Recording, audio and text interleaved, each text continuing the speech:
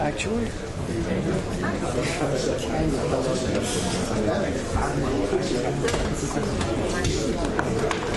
Oh, really? Yeah, it's actually.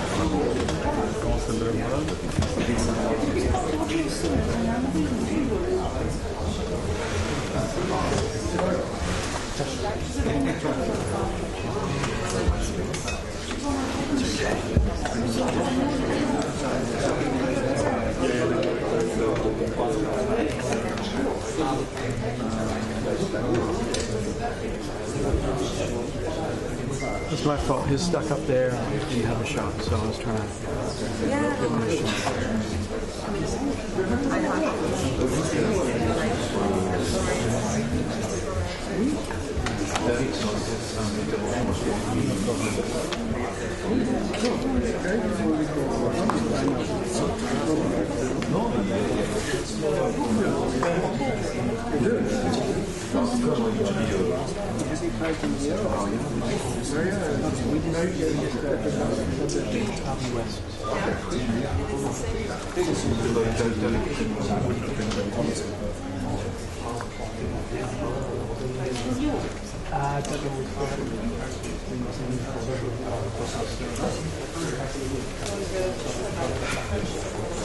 Variety.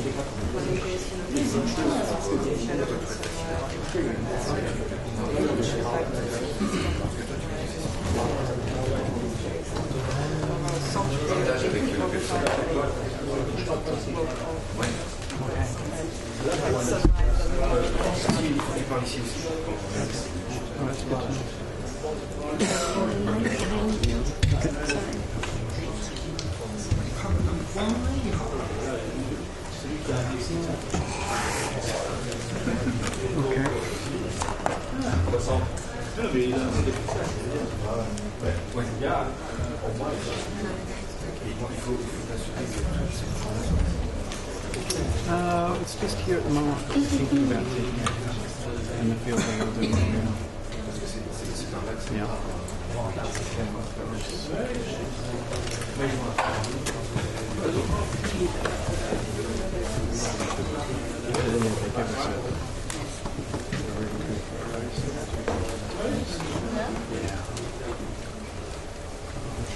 Oui, on voit les micros de la salle. Non, c'est les micros pour allumer.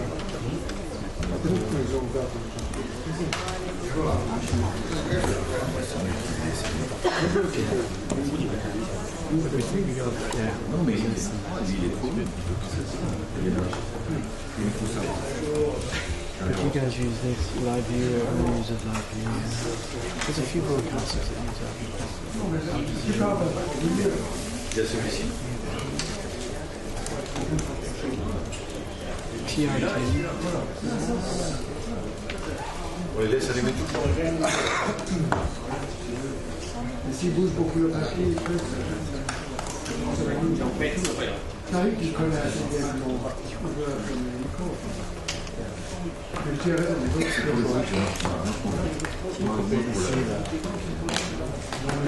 Il y a l'autre, ça va, je me laisse avec elle.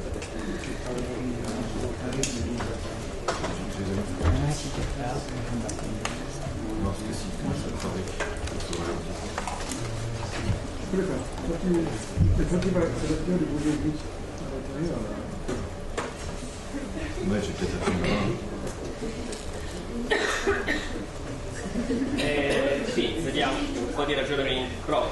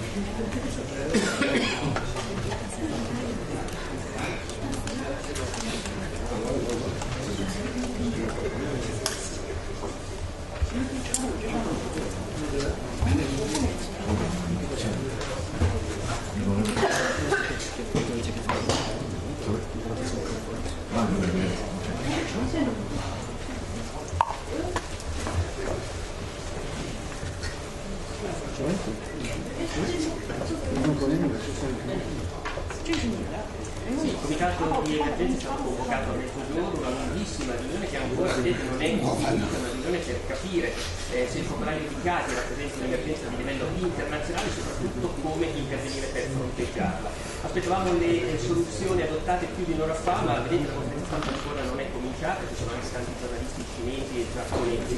Nel frattempo vi posso dire però che un team di esperti dell'OMS è in Cina, Wuhan, e collabora attivamente, questo è importante, per l'autorità locale, con l'autorità cinese, hanno ispezionato i sistemi di monitoraggio in uscita dagli aeroporti, poi i processi di screening e di quarantena e anche il trattamento dei pazienti negli ospedali locali. In attesa di sapere quali saranno le decisioni dell'OMS, dell'Organizzazione Mondiale della Sanità, il Centro Europeo per il controllo sulla malattia ha aggiornato il livello di rischio di diffusione in Europa, che è passato da basso a moderato, ma andremo brevemente appena avremo informazioni chiederemo di lavoro europeo. It is the same.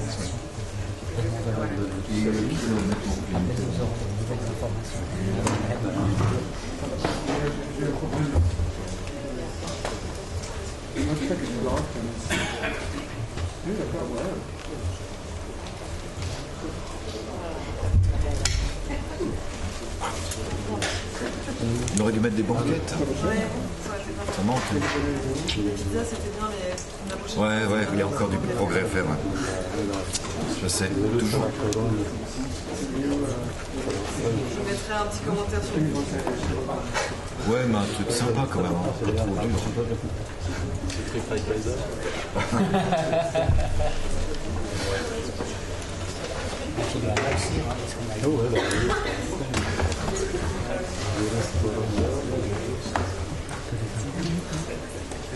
Non.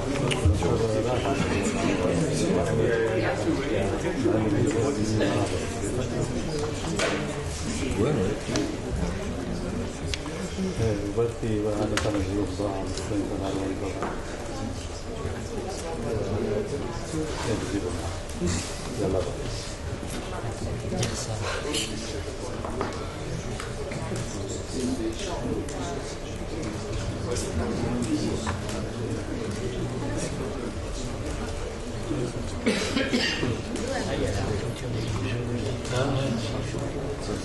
Je devais faire normalement Oui,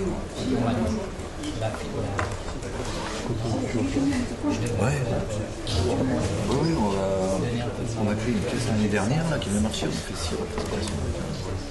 Et puis on va faire une de 8 on va le faire encore 2 fois, 23 fois, mais on va faire et puis en même temps, on est en train de créer une nouvelle. On devrait faire la première le 28 mars. On va faire. Il faut qu'on soit prêt. Le théâtre de l'échange aussi.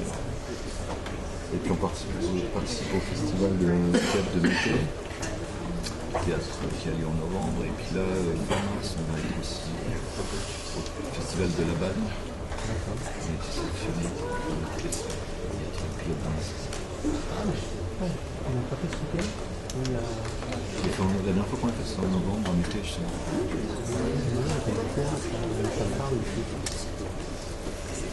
Fais-nous de la pub. Il a pilote dans la salle. C'est le 8 février. C'est quoi la trame? Oh, c'est assez farfelu loufoque. C'est 2 nanas qui se retrouvent, qui sont en première classe dans l'avion. Et puis en fait, rien en commun. Et puis Dominique a pas de colle. Et puis qui commence à manger l'autre. Et ça part complètement en live. Comédie? Ouais, comédie totale. Loufoque. Et puis c'est déjanté. La suite, parce que les surprises. Le 8 février. Ouais. Si tu cherches, on a mis. Tu connais le site Billets Réduc? Ah, c'est un Non, c'est un samedi. non, c'est Si tu vas sur le site de Billets Réduc, tu fais des circuits dans la salle, tu devrais nous trouver. Et sinon, la compagnie Les Indécis, c'est. On a une page Facebook, je suis ouais. il faudrait jamais se dire à son temps à les soumettre à une porte. Ah ouais. L'an dernier, on a joué à l'échange en octobre. On a joué à la thèse deux fois, en mai, puis Sì, in realtà le decisioni non sono state prese perché vedete dalle mie spalle il comitato di emergenza dell'OMS che è stato pubblicato la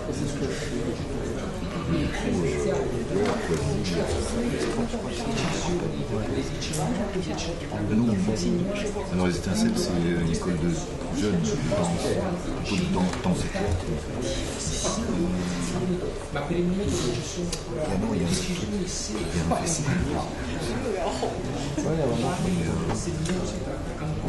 Pour l'instant, on n'a pas eu. On a essayé de les projeter mais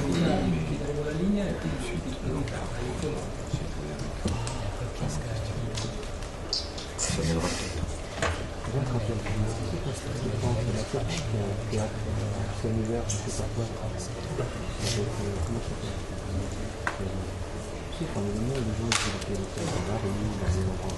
En septembre.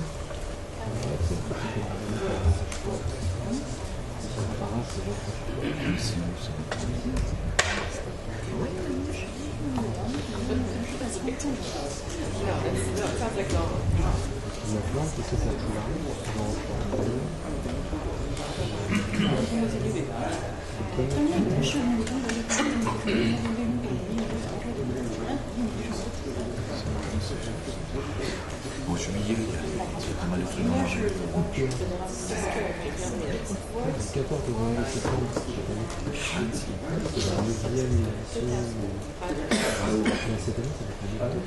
Est-ce que c'est organisé par qui a l'échange en résidence à l'échange?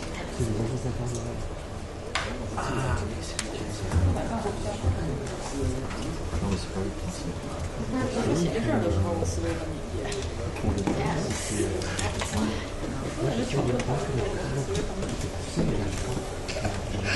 D'accord. Good evening again from Geneva. Thank you for waiting. Unfortunately, we'll have to wait a little bit longer. We are still waiting for our guests to come to the room where the press conference will take place. So I apologize again for this delay and thank you very much for your patience. Please stay with us. Thank you.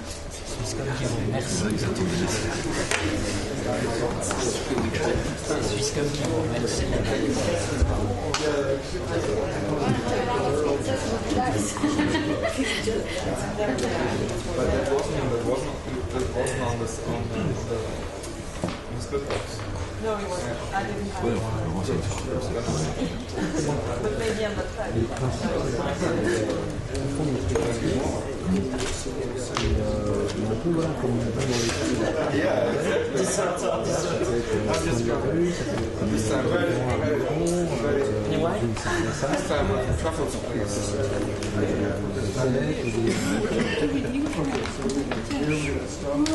T'étais venu voir la pièce dans l'hôtel? Ouais, deux semaines de faire. De parcours, on va dire, sur 2 ans différents. J'adorais. Ouais, c'était sympa ça. Deux endroits.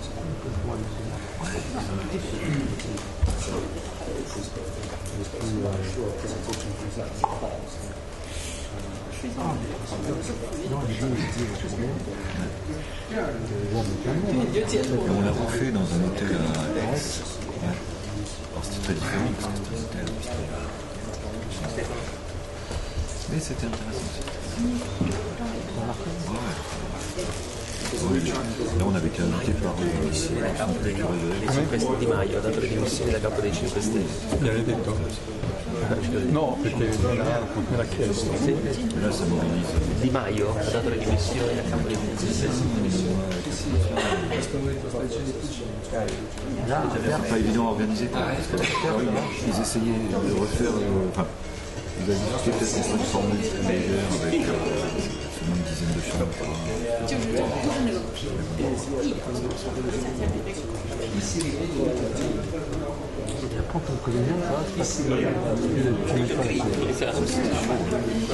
joué à chaque fois, 115 fois.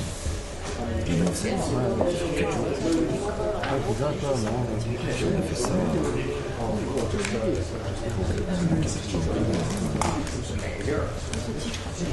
Donc, ouais, c'est pas ça, une expérience. J'appréhendais ce côté-là de finalement, c'est comme à chaque fois différent. Selon le public, c'est pas 4-5 les chambres.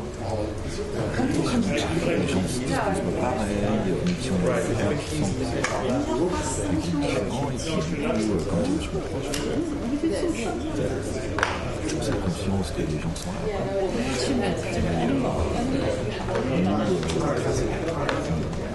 Des fois, on ne jouait pas exactement toujours de la même façon. Non. Donc finalement, c'est passé assez vite. On faisait des sessions de. Chaque fois, ça durait 1 heure. Ça durait 7 minutes. Donc, tu vois, on faisait 1 heure, on discutait. On jouait 8 fois. On faisait une pause, on rejouait une demi-heure. Je faisais ça comme ça de suite. Ah, moi j'ai mis ma femme sur la même gueule.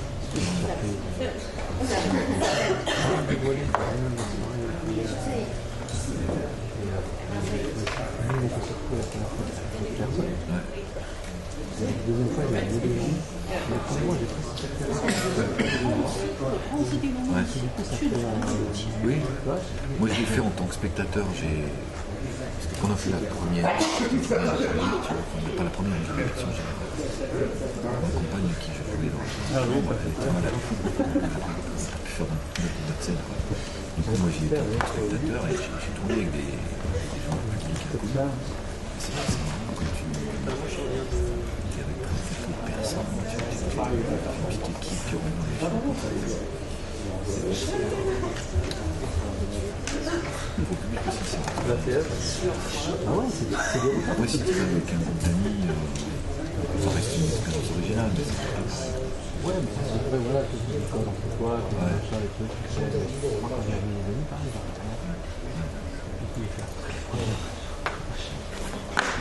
et je trouvais ça fait, franchement, c'était cuisine, j'ai fait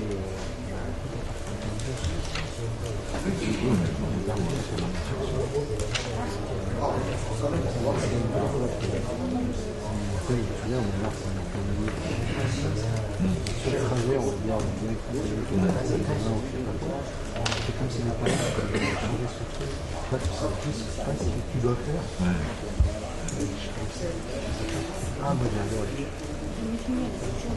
Et alors, quelques années avant, on avait fait une autre expérience, c'était de jouer dans des voitures. Ça fait Clermont, on avait créé un embouteillage sur une petite route de campagne. Finalement, on était dans les bagnoles, et le public rentrait dans les bagnoles. Il s'installait derrière, et puis...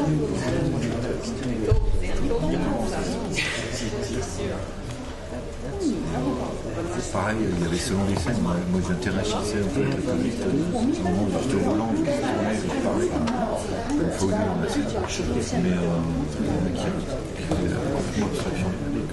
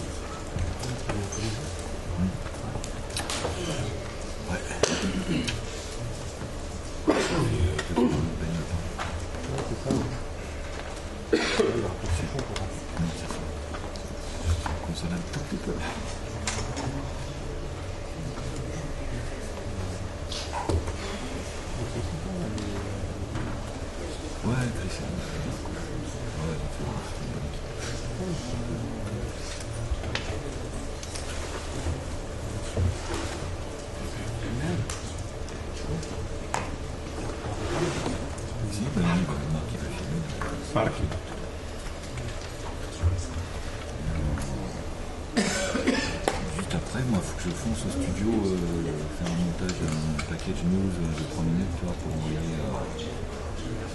les télévisions.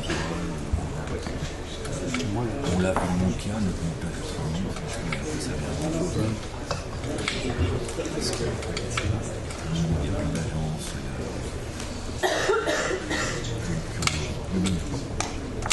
peut-être des télés qui n'ont pas accès, et puis bref.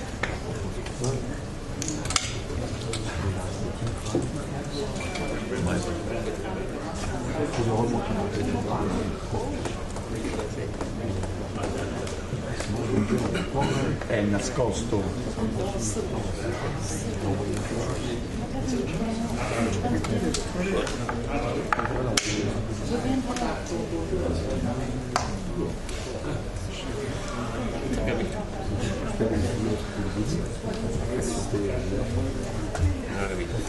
Au début, il y aura l'annonce du format et le directeur général qui voilà, le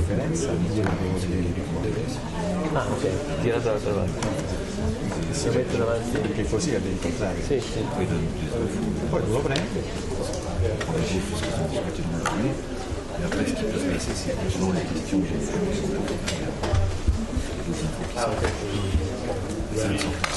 la conférence. Oui, oui.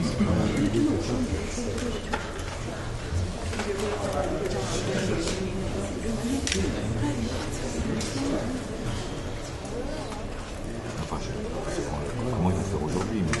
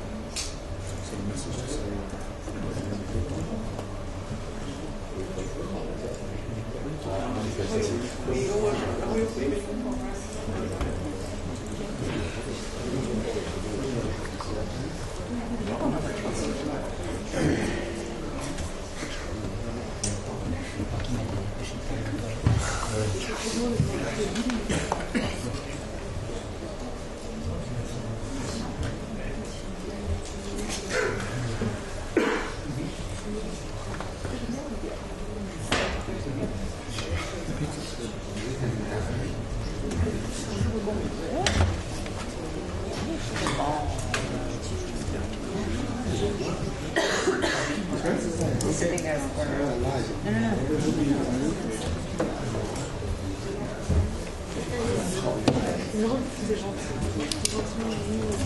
Tu veux regarder là, c'est pour toi que tu as fréquemment avec eux? Ah, c'est bien. Ah, ils sont mandataires. Et avec eux, tu vois, tu as souvent du temps? Ouais. Ouais, là, quand tu dis, j'avais pu faire un verre, je me souviens. Oui, là, c'est plus que lui. Ouais, ouais, tu me dis. Du coup, je vois, demain, je vois, je te dis,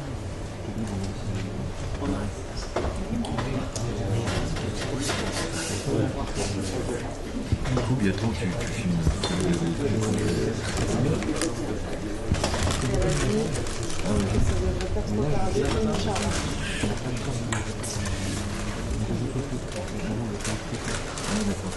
Ah oui, Qu'est-ce qu'elle a dit? Elle a dit que c'était annulé. Sûr? Pourquoi tu restes alors? Ah, encore. Okay. Non, elle a dit que ça devrait pas trop tard. Elle n'a pas non plus d'horaire à trouver. Mais elle n'a pas annoncé de dessert derrière. Ok. Donc à quelle heure elle a dit? À minuit? À minuit c'était bon? Autour des?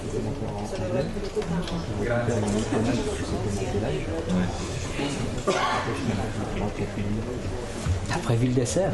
Avec les cafés?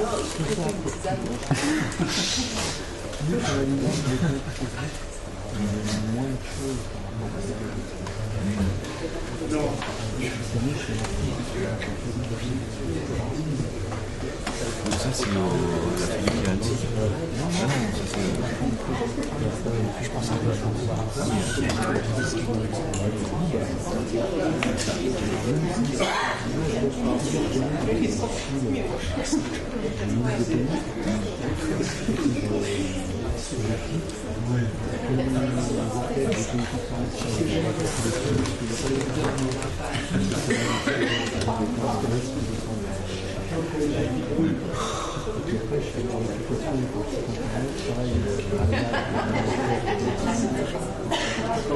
Ouais, quand tu m'as dit ça tout à l'heure, je croyais que tu étais sur les pistes en train de te cailler et puis d'essayer de courir derrière la parce que là, c'est les horaires. Ouais. Tu vois, moi j'ai des renseignements plus précis que toi, apparemment dans 20 minutes. Ouais. Je le fais des fois. Apparemment. Samedi, je suis mis derrière mon ordi à 12h. Je l'ai éteint. Fatima Fadel, pourquoi je dis Fatima? Fad. Le ski avec le snowboard. Et ça fait depuis 6 heures que je suis debout. Hein. Le ski, le machin, j'ai du mal. Il y a des embargos c'est pour les images, donc j'ai du temps pour les donner. Donc je commence quand il existe. Ah.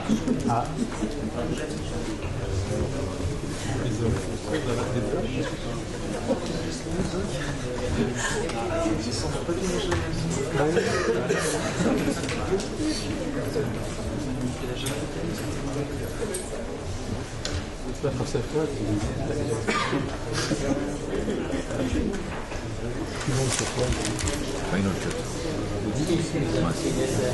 Ouais, moi j'aime bien. Il y a, je sais plus quand on a basculé sur le liste, déjà en 2014, 2015.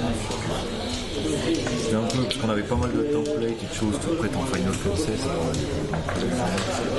C'est basculé. Non, franchement, on peut mettre comme ça. Attends, je vais juste voir du coup qui va venir.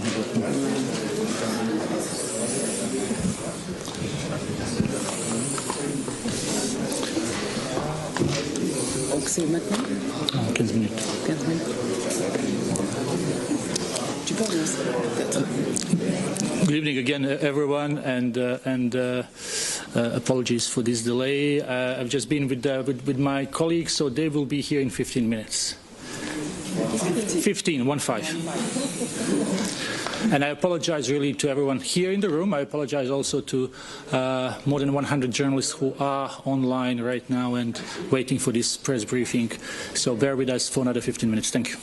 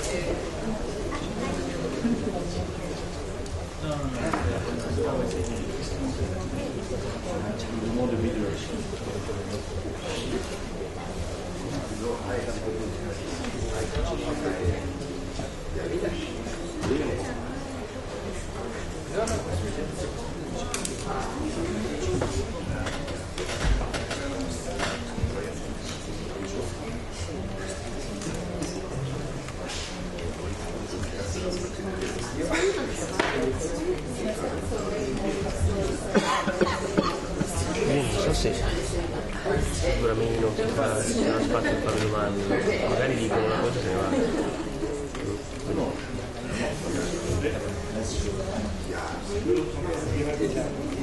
Certo saranno stanchi.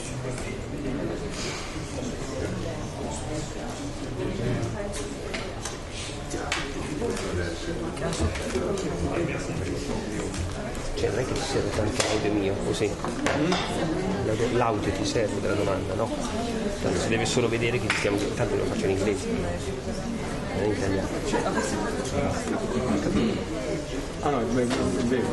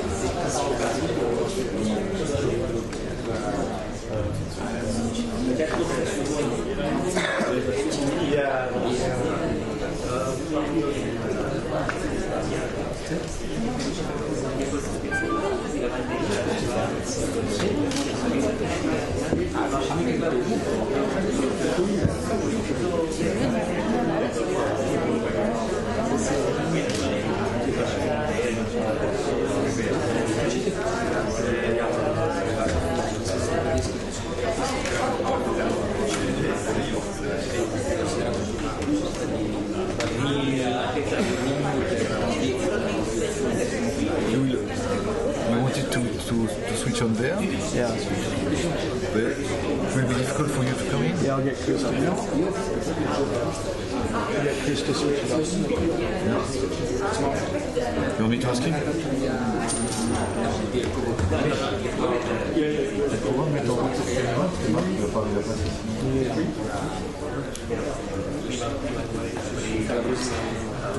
C'est qu'après, la caméra et le micro. 時間が厳しいから顔出しは二の次にして朝刊に関しては無理しないで顔出しを昼刊にっていう考えでも全然構いません。だから間に合うんだったら大体いいところもう全部出尽くしたら出て取ることでできる顔出し。あ、本当？じゃあちょっと合図しながら厳しいよね。電話鳴らせばいい。そう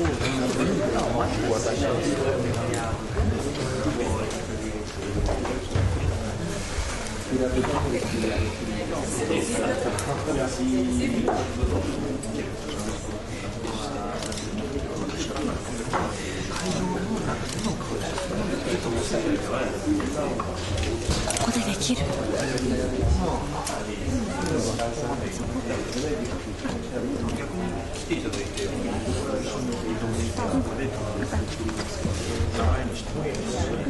分かった。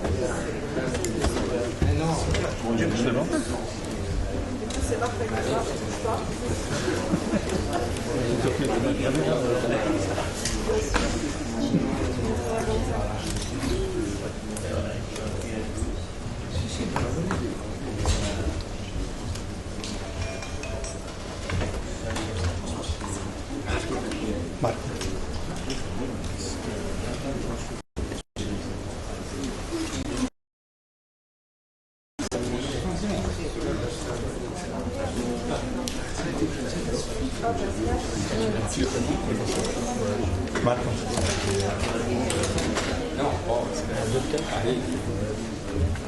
Marco.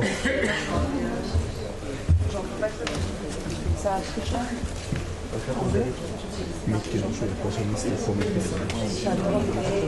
lo metti sulla tua sinistra dopo il computer come sta adesso.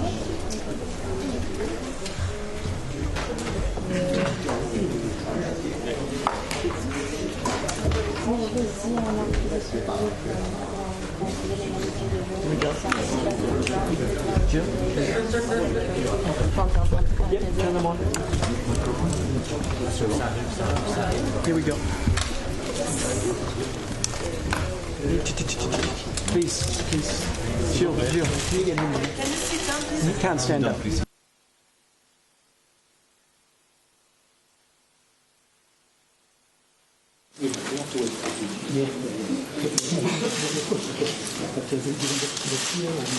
Vous êtes là, professeur. Monsieur Houssin.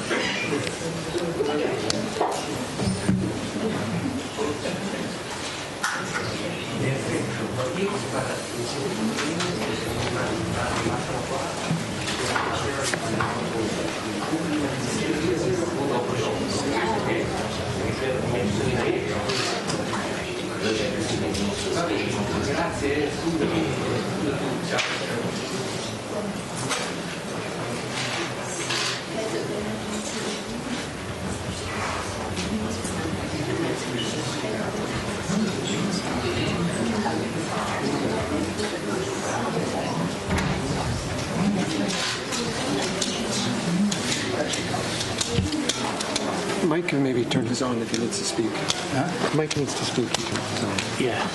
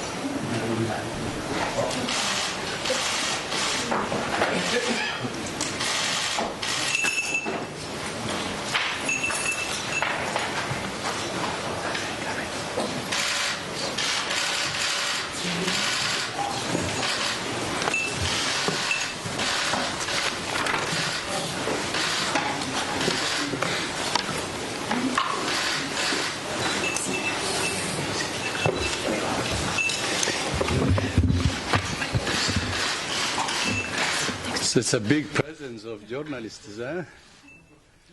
That's when our French colleagues say, "Ooh la la." So, Tariq, good evening again, and thank you very much for your patience.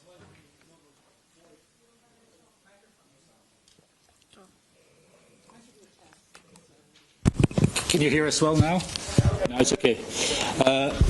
Good evening again to everyone, and thank you very much for your patience, for bearing with us for last hour and a half, almost 2 hours.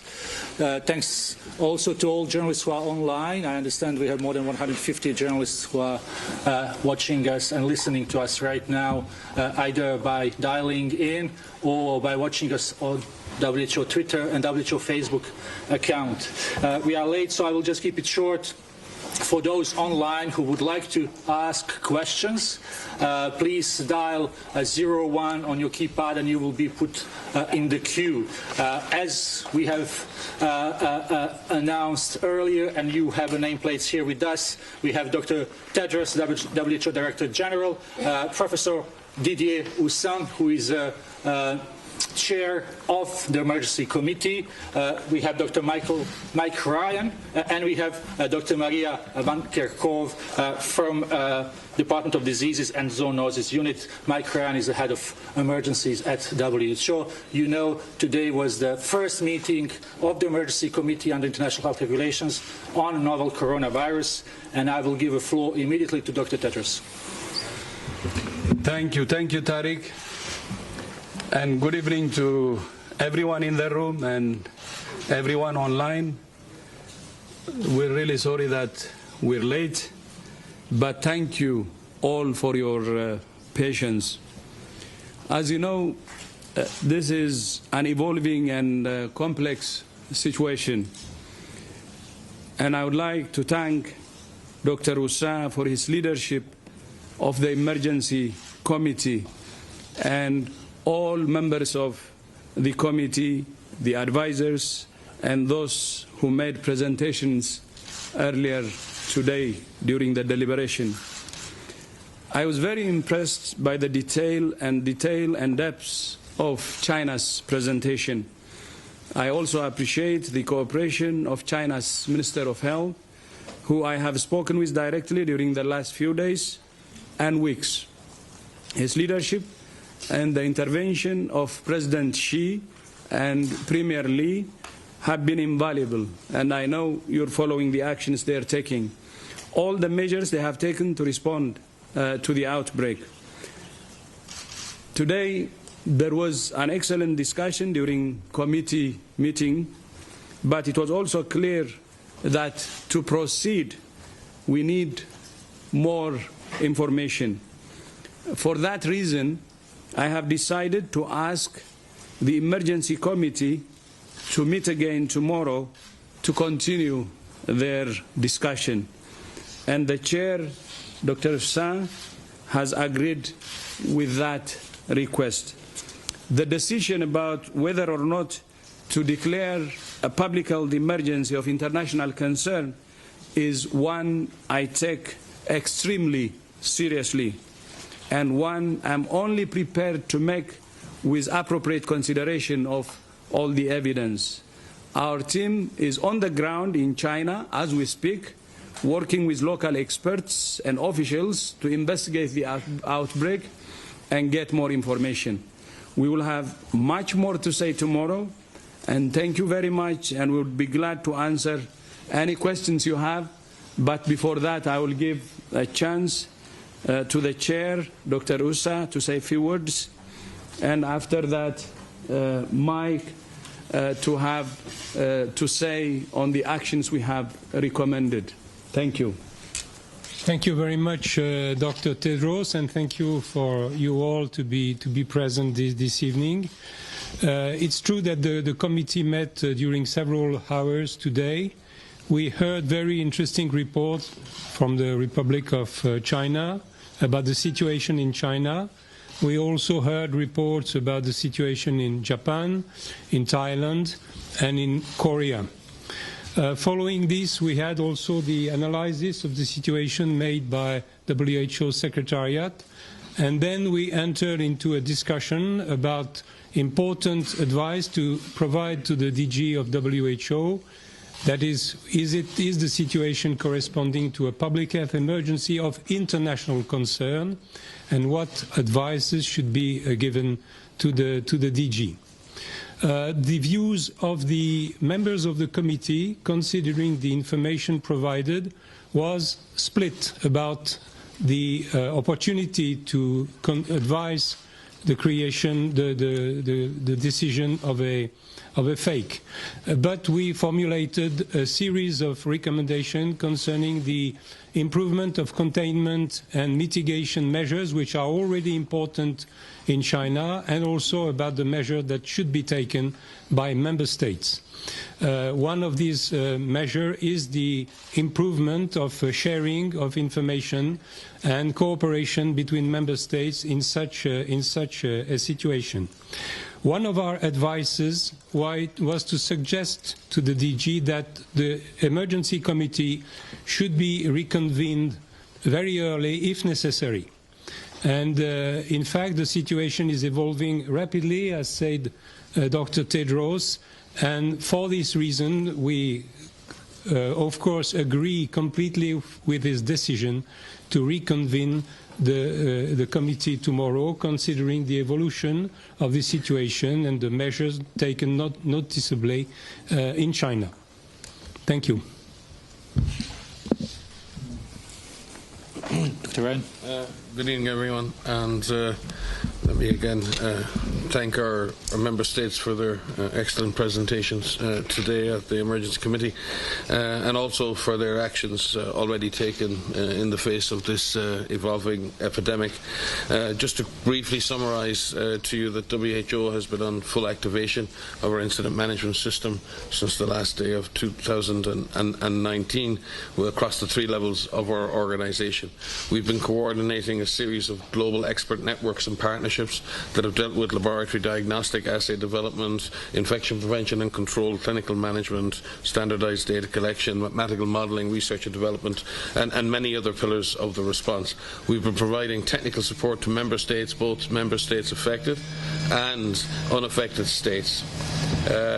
We've been sharing critical updates with member states through our EIS platform with member states with disease outbreak news and through the WHO website.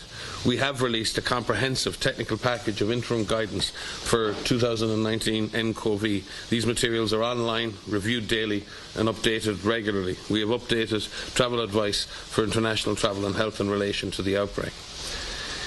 In addition, we have been working very, very closely with global partners and the Global Coordination Mechanism for Research and Development for Epidemic Diseases as part of the Research and Development Blueprint, working with institutions such as CEPI and others on advancing medical interventions, diagnostics, therapeutics and vaccines. And at the moment, the landscapes analysis for those have been completed. We're working on sample and virus sharing. We're working on developing and disseminating clinical trial protocols and many other issues related to the carrying out of structured evidence-based research in the field as needed. The priorities right now, notwithstanding the deliberations of the committee, the member states affected have implemented a number of control measures. These have focused, and WHO agrees, the primary issue is to limit human-to-human transmission, to reduce secondary infections, especially amongst close contact and particularly in healthcare environments. We need to prevent transmission through amplification events and super spreading events, and obviously prevent further international spread. Reducing zoonotic transmission, or transmission from animals to humans, is important, and identifying the animal source or sources and limiting exposure to those sources is exceptionally important.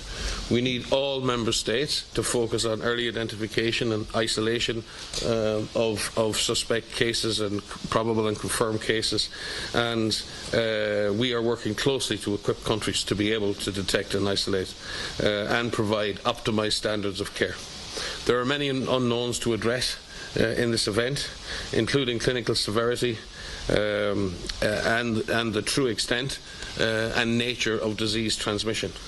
Communicating critical risk and event information to all communities is the responsibility of everybody, our member states, the media and WHO, and we at this time must particularly counter misinformation that may affect people's behaviour. And lastly, minimising social and economic impact is important at this time. So the organisation is fully activated at all levels with our partners in response to this event, and we await the further deliberations tomorrow of the committee as I said, we await those deliberations.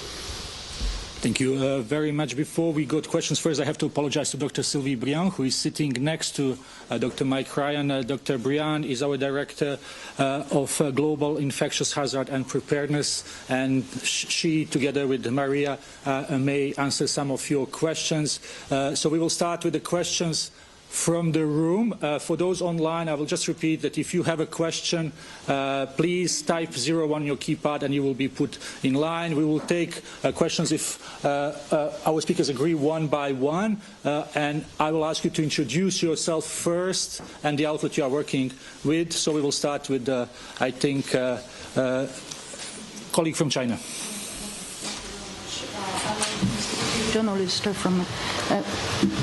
I'm a journalist from CCTV.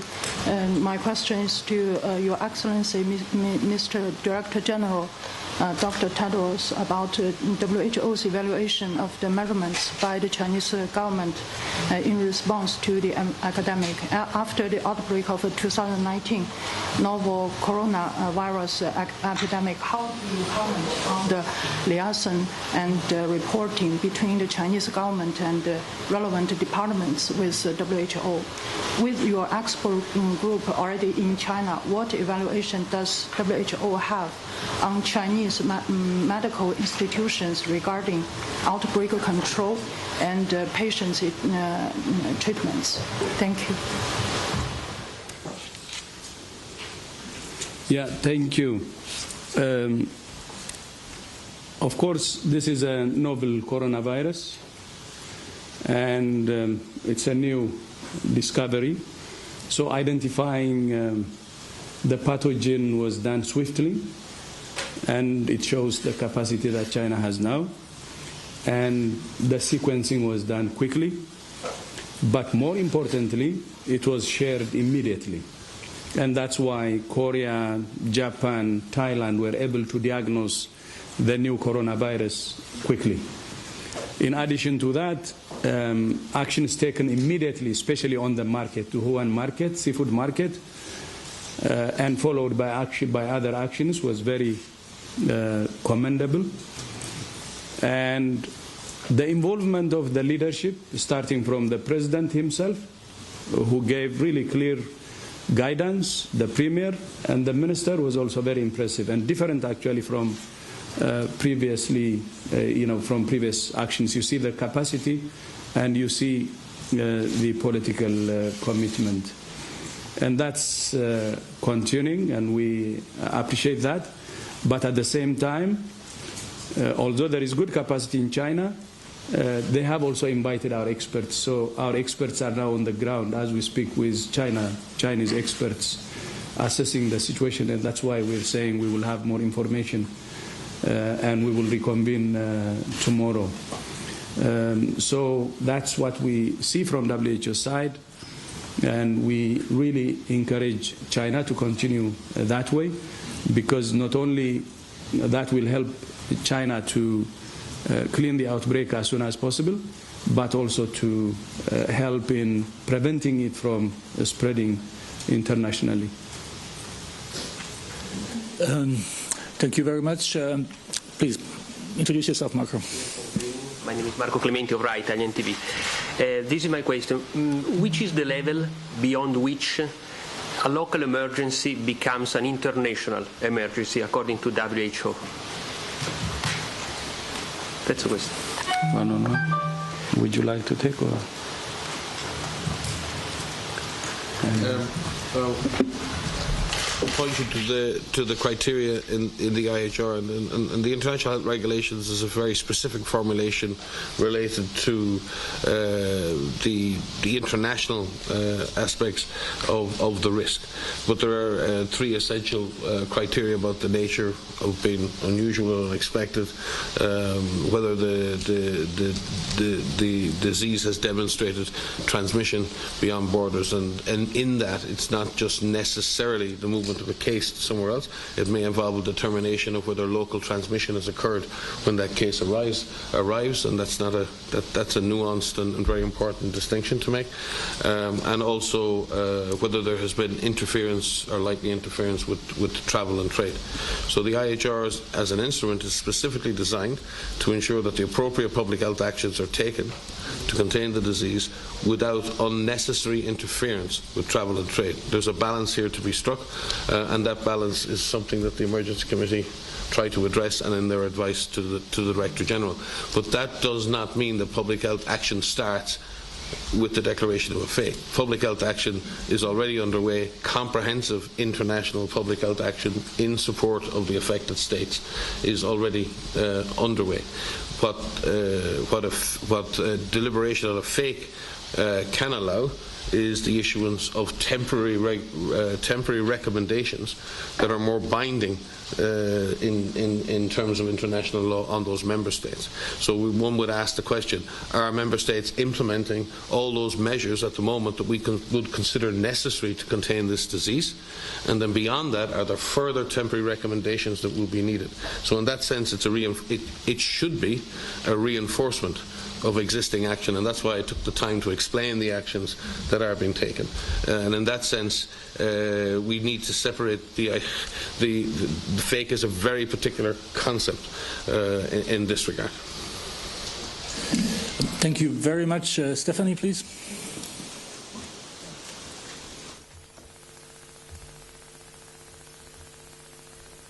There we go. Yeah. Sorry. Reuters, Stephanie Nebehe. Could you tell us whether the panel, I don't know, would be appropriate for the chairman or Mike, tell us about the discussion of evidence that you were seeing about human-to-human transmission, and what evidence you might have been presented with about any mutation in the virus which, possibly has made it more transmissible, or any super spreading events that you may have seen. Can you give us an idea of what your understanding is at the moment? I think we are in agreement with Chinese authorities, who have been very clear and transparent that there is evidence of human-to-human transmission. And the evidence points to human-to-human transmission in the context of close contact with the suspect case or within a healthcare environment. So the virus clearly, and this is not unusual, previous SARS epidemics and MERS epidemics have demonstrated human-to-human transmission. The current Ebola epidemic in Congo has gone through multiple generations of human-to-human transmission. It is not the existence of human-to-human transmission that purely determines the impact of the event. What matters is the route of that transmission, and whether we've identified those routes adequately and then give the proper advice to break the chains of transmission, and whether we can track those chains of transmission in an appropriate way. And we're back to the simple actions of public health: early identification of cases, identification of high-risk contacts, following those contacts, and ensuring that if they develop illness, that they're isolated quickly. So those are the principles. So we may go through generations of human-to-human transmission. if the route of transmission is still due to close personal contact and droplet infection, then the device or the disease is essentially containable. The issues that arise are the unknowns as to whether or not there are other routes of transmission occurring, and at this time it is not possible to determine that absolutely. It would appear that the main routes of transmission are along the expected routes of transmission for coronaviruses, and that is part of the extension of the deliberation of the committee is to further consider these matters. Thank you very much. If other speakers, does anyone wants to add something to this? If not, we will give a chance to some of the journalists who are listening us online and who dialed in. We will start with Helen Branswell, if Helen can hear us. Helen, do you hear us well? Yes, thanks very much for taking my question. I was hoping that perhaps Mike could expand a bit further on the transmission issue. Have you clear indication that this is sort of stuttering transmission from among people, or are you seeing any sort of third, fourth generation cases among people? And I would also be interested in WHO's reaction to the news that Wuhan is effectively being quarantined. This is a very severe action, and I would like your thoughts, please. Thank you very much, Helen. We didn't hear you very well, but I understand there was a question about the transmission and possible generations of transmission. The second part of your question, please. The second part was I would like WHO's comment on the decision by authorities in China to effectively seal off Wuhan. It's a very severe measure, and I'm wondering what WHO thinks about that. Thank you, Helen. We understand first question is about transmission, and second question is about measures put in place by Wuhan city. Who would like to take? I can start and hand over to Sylvie or Maria. My understanding is that we have not at this point confirmed third, fourth generation transmission, but our colleagues can speak to that. And in reference to a previous question, Stephanie's previous question on the genetic diversity, the virus is showing stability and not showing a divergence or any unusual activity. All viruses change. Every time someone is infected, it's tiny differences in the virus, but we're not seeing huge changes in the viral genomic sequence in that regard. So maybe I could pass to Maria or Sylvie to just maybe address the issue of generational transmission. So thanks for that question. So we had some, thank you for that question with regards to human-to-human transmission. What we're very thankful to the colleagues who sharing information about the situations in their country. What our colleagues have shared with us is, as Mike has described, some human-to-human transmission amongst close contacts. And what investigations are underway to fully determine the extent of this. So at the present time, we don't know the full extent of human-to-human transmission, but what we've seen are human-to-human transmission events amongst close contacts in families and in healthcare settings. And as Mike said previously, this is not unexpected for a respiratory pathogen. We have not been presented any evidence or have seen any evidence of ongoing transmission where we've had third or fourth or fifth generation. But as we said, our colleagues are working very hard to better understand the extent of infection and where this infection is occurring.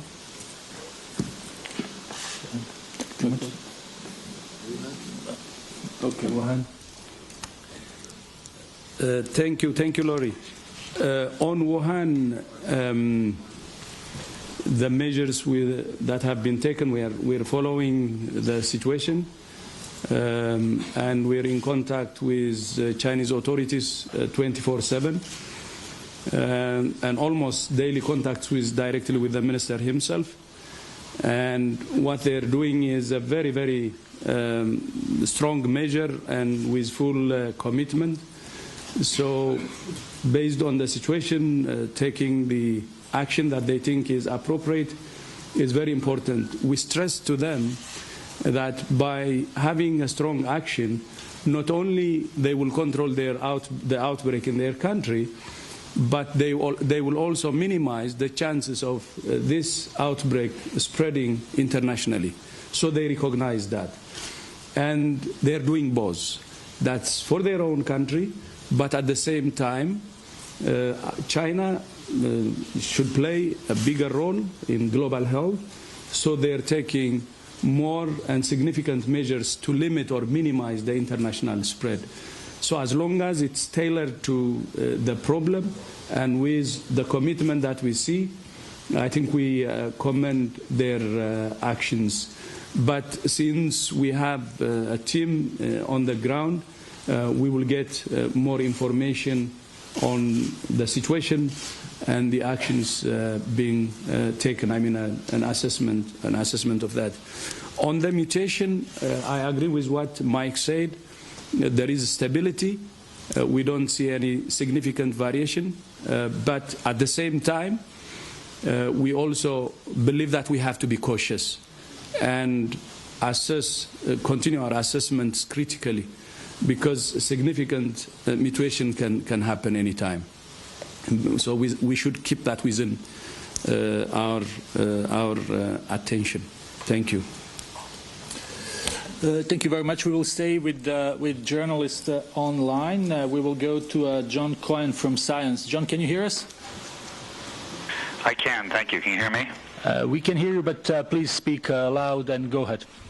Yes, I will. Thanks for taking my call. I just wanted to clarify what it is that the committee is deliberating. It seems like the three things that Mike Ryan ticked off have been met in terms of declaring a fake. So what is it specifically that gives the committee pause to determine a fake? What needs to occur? Is it third-generation transmission? What is it exactly? All those things you mentioned, it seems, have been met. Thank you, John, for that question. Thank you for this question. Well, it's precisely the questions which were raised during the meeting of the emergency committee. It was the question of the assessment of severity and transmissibility. Of course, we had information provided by the Chinese authorities, but this information, of course, they are limited by the recent outbreak which has occurred, and the committee felt that it was a little too imprecise to very clearly state that it was time to declare, to suggest to the DG to declare a fake. This is why the opinion of the committee was split, and this is why we suggested that according to the evolution of the situation, we of course would be extremely ready to reconvene as soon as necessary in order to discuss about additional information, and clearly the information provided by Wuhan is one information. Thank you very much. We will go back here to the room. There is a gentleman who really wants to ask a question here. Please introduce yourself. Zhang Xin from Caixin Media. I have two questions. First, do you have any rough ideas about the victim of this virus, the people who died? Do they share any characteristics in terms of gender, age, or pre-existing health problems? And second, has the animal vector been identified, or which animal did the disease come from? Do you have any idea on that? Thank you. Thank you very much for these questions. So it's about source and group of among populations. Maria. Yes. So okay. Yes, so there have been some deaths associated with this outbreak, and from the information so far, there are some characteristics of those individuals. Many of them have had underlying conditions, underlying medical conditions, and have been of older age. So Based on our past experience with other respiratory pathogens, advanced stage and underlying conditions are known risk factors for developing severe disease and death. With regards to the animal source, there are many investigations that are currently underway in China, in Wuhan, and in the live animal markets, for example. We understand that they are investigating and taking samples from animals that were in that market, and they're also doing some environmental samples of those markets to determine if the virus is in those markets. Possibly just supplement. Dr. Feng from the National Health Commission today presented a very deep presentation and gave a lot of very useful information. So, Dr. Feng from the National Health Commission. From the data presented from China, the age distribution of the cases is, as Maria said, very much skewed to older age groups, with 72% of cases being over 40 years of age. The male to female ratio as males represents 64% of those cases. And interesting that they report also that 40% of cases had underlying diseases like diabetes, high blood pressure, cardiovascular disease. So we have to be very careful on looking at age distributions, because if the disease more severely affects older people because of underlying conditions, that doesn't mean that there aren't infections in other age groups. It just means that the visible infections of very sick people may be in those older age groups. So that's, I think, what Dr. Hussain was pointing to. It's the data we have, and we thank China for that data and for the excellent presentations today, but there are still unknowns, and we don't have the full extent of that data to do that. But from what we know now, there are 2/3 males, mainly people over 40 years of age, with this more severe spectrum of disease. And the cases, as Maria said, who died, many of them had significant underlying conditions, which is again a feature that we've seen in previous outbreaks of coronaviruses, if I'm not mistaken, Maria. Thank you very much. We will go back online with James Gallagher from BBC. James, can you hear us? Hello. I wanted to ask a very similar question to the one that Helen did, and that was about the public transport shutdown in Wuhan. And I suppose, first of all, I wanted to know whether that was made in consultation with the WHO on the recommendation of the WHO, or was this something that was initiated by the Chinese authorities themselves? And also, what would you say to the people in Wuhan who in some respects, are in quarantine in the face of this novel coronavirus that you've not decided whether or not is a global emergency? What do you say to the people who are really living this tonight? Thank you very much. Someone would like to answer this question? On the public transport and other mass gatherings, as you know, should be avoided.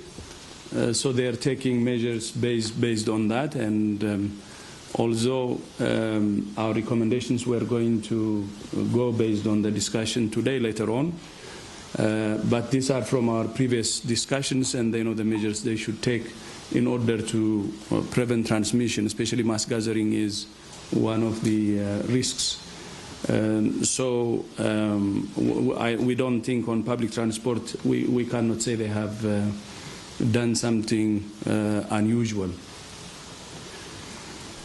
On the population, I think the measures which are taken, as I said, they were just announced today, so we will need some time to understand the specific measures that are being taken. Since we're working with them, if there are any recommendations that we should give them, we can give them.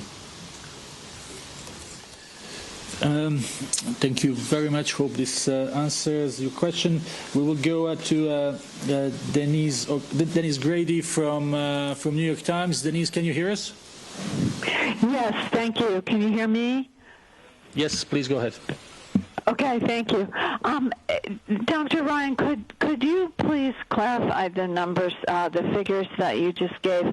It wasn't clear to me if with the percentages you were talking about the overall picture of people who are sick or the people who have the severe cases.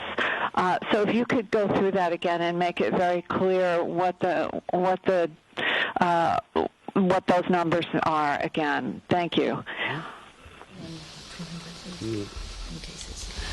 Yeah, the data we presented was referring to what we were reported to today, which was 291 cases, which it included those clinical cases requiring admission to hospital. So probably, as I said, at the more severe end of the spectrum. The figures that I quote of 64% male and 72% over 40 referred to that group of 291 individuals. I hope that clarifies. Thank you very much, Denise. Can I ask one more thing? Please. Did you actually have a vote on this, and you were, was it a tie vote or something? Is that what you mean when you say there was a split?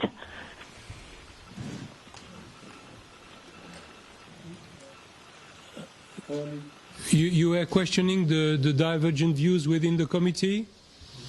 Mm-hmm. Yes. 50-50, even. And thank you very much. So we go back here to the room. Gabriela, please. Yes, thank you very much. Gabriela Sotomayor, Proceso, Mexico. I have one practical question. What is going to be the name of this virus? Do you, however, already?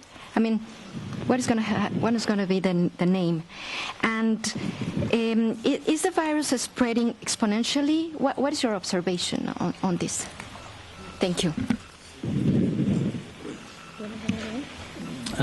Dr. Brian, please. Currently, we use the name 2019 nCoV for novel coronavirus, but we will convene a committee to decide on the official name. As you know, the tradition for viruses is to name them after the place they have emerged, but been discovered. But yet we have, it's not known yet because investigations are underway. And so we are, for the time being, using this nickname, I would say, and the committee will further discuss what is the appropriate name for this new virus. Yes, maybe do you want to on sure. question of this relates to earlier questions about what we know about the human-to-human spreading, and it is still very early days, to characterize the full extent of this human-to-human transmission. What we're hoping for from our Chinese colleagues, and also from any countries that have an exported case or a case imported into their country, is to look for onward transmission. What level of secondary transmission amongst close contacts exists? We haven't seen any secondary transmission from any of those exported cases, and that is quite important. Within China, we've asked our colleagues in China to further explain to us what they're doing to better understand the extent of infection in Wuhan, but also in other parts of China. And then, importantly, amongst those cases that they've identified, how many of those are related to human-to-human transmission, and then in what context did that human-to-human transmission take place? Was it in a household? Was it in a healthcare facility? Was it in the community? So those are critical pieces of information that we need to know to be able to characterize the full extent of transmission. And maybe I could supplement here, because there's a difference between a daily reporting of cases and when those cases had their onset. And many of the cases reported over the last 2 days could be cases that have been picked up retrospectively based on enhanced surveillance. And their dates of onset may be over many, many days, many weeks. We don't know. That is why we did receive some really helpful disaggregated data from China a number of days ago around the original cluster around the Wuhan thing, around the Wuhan cluster around the seafood market. It will be extremely helpful at this point that China, and I believe they have every intention to do so, is to share that disaggregated data, because it's really important that we're able to do that secondary analysis, construct those epidemic curves, and estimate the doubling times and the rates of movement of the virus, both in terms of temporal rate and the geographic rate. So we look forward to receiving that data from China as soon as possible. Thank you. First, I have Mohideen and I have Body first. Go ahead, and then Mohideen. I have to comply because we need more opportunity to Chinese media put more questions, whatever here or online in Chinese issues. So, j'ai une question pour Monsieur Aussan. Plutôt que, si je comprends bien, Monsieur Tedros qui a dit, il paraît que c'est vous, le comité, donne le conseil que Wuhan faut être isolé comme. Est-ce que c'est bien compris? C'est-à-dire, vous proposez que la ville, ça pourrait être plus foncé ou plus strict. En plus, I have another question to Mr. Tedros. Could you give us our exact time for tomorrow? What time you will give us our results or answer? Whatever, morning or afternoon, but we need at least an exact time or around. Thank you. Okay, just to say that first question was about whether the committee is giving directions to Wuhan authorities on their actions or not, and that was directed to Professor Aussan. Thank you. I will start maybe from the second one, because you want to know when to come. So we will start at noon, like today, at 12. On giving advices, we give advices to China, the national government, and also, of course, it will not be limited to that. And most of the guidelines are given to the international community too, so to countries, neighboring countries, and beyond. Thank you. Thank you very much. Mohideen, please. Sorry, from European News.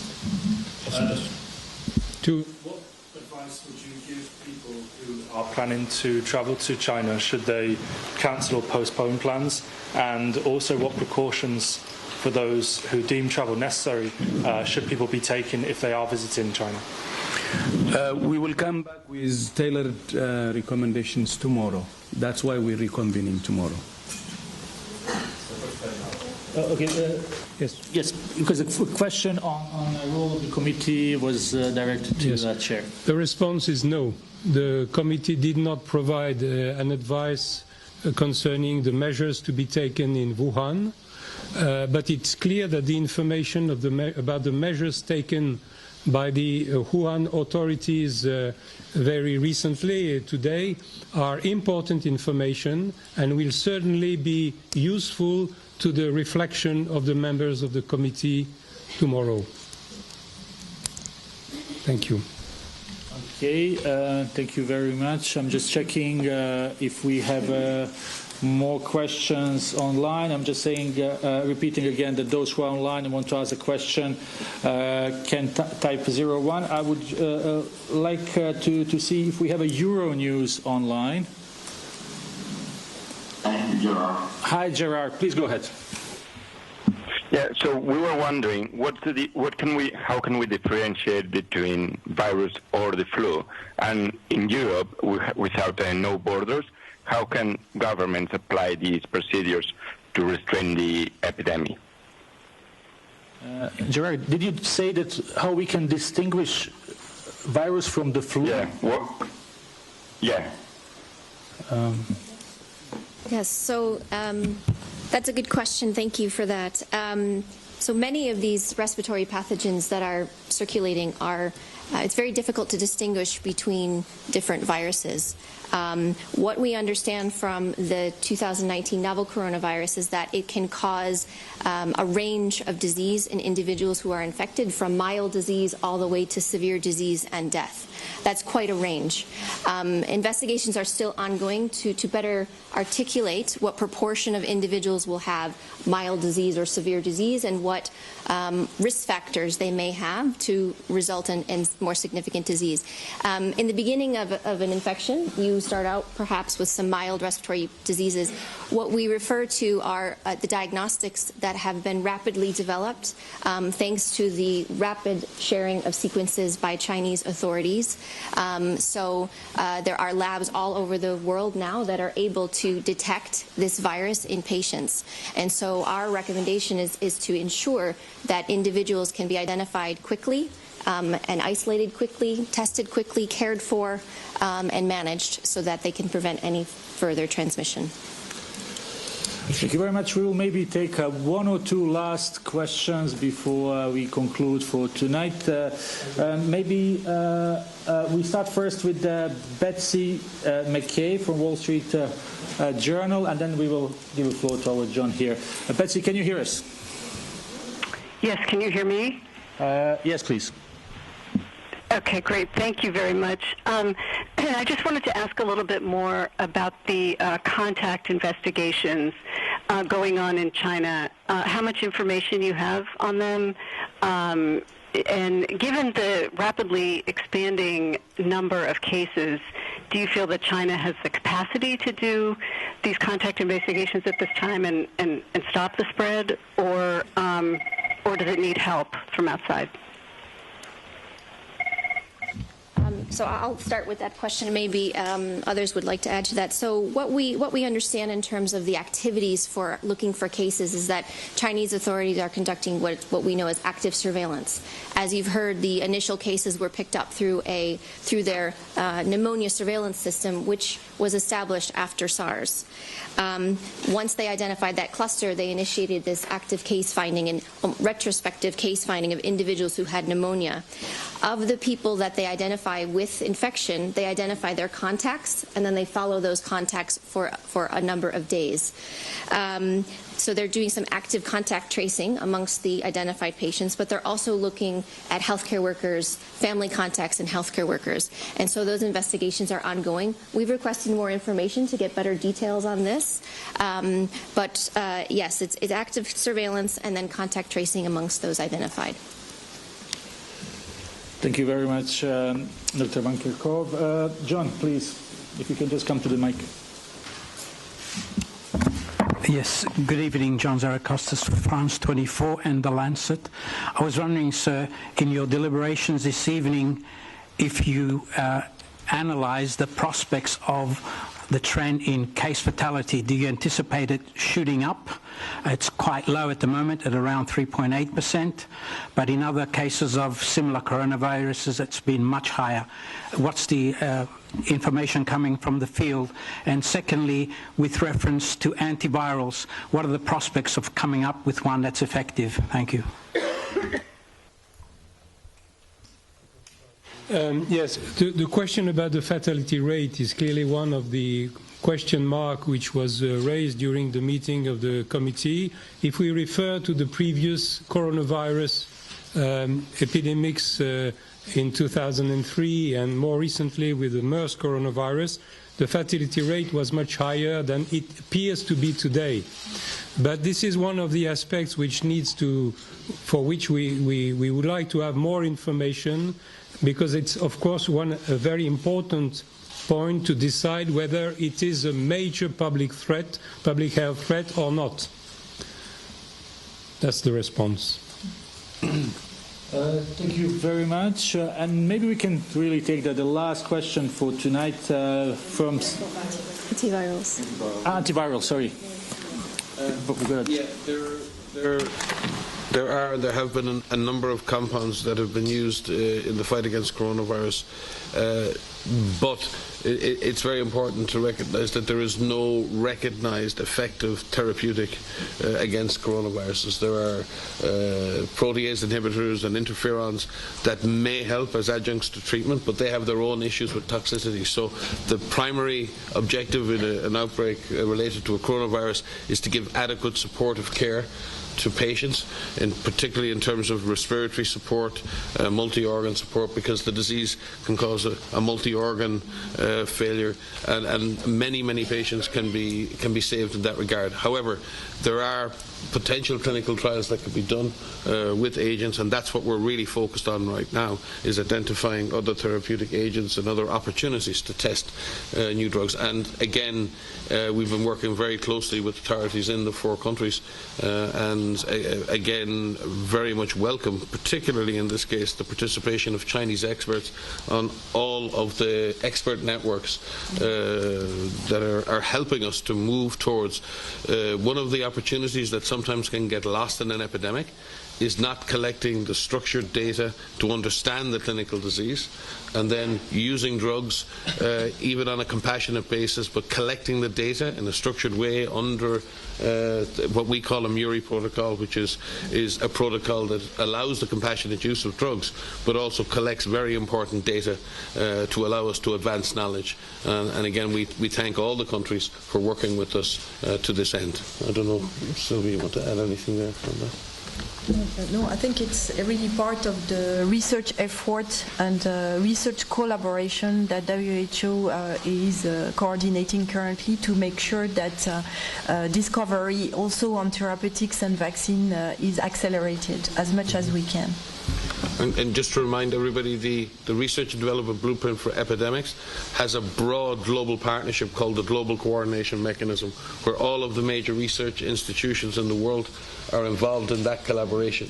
And again, this is the type of collaboration we need, the sharing of sequences, the sharing of viruses with provision of guarantees around the adequate benefits that go with the sharing of clinical knowledge.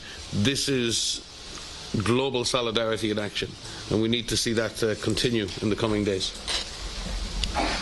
And if I might add to say that, the global community has learned a lot from SARS and a lot from MERS, and we're building upon that knowledge. So the advancements that have been made for diagnostics and therapeutics and vaccine, as Mike has said, through global collaboration and with the Research and Development Blueprint, the advancements that have been made for MERS over the last 7 years could be applicable here. And so that we're trying to build upon that knowledge base to see if that work can help in the current situation. Thank you very much. Maybe I will say the final thank you, I think. Sorry. Okay, well, I promised this lady one last question. You did? Okay. I didn't know. Short. Natalie Meyer from Kyoto News. As you mentioned SARS and previous outbreaks before, I was wondering if you could comment on the Chinese transparency and if you could draw a comparison to the outbreak now.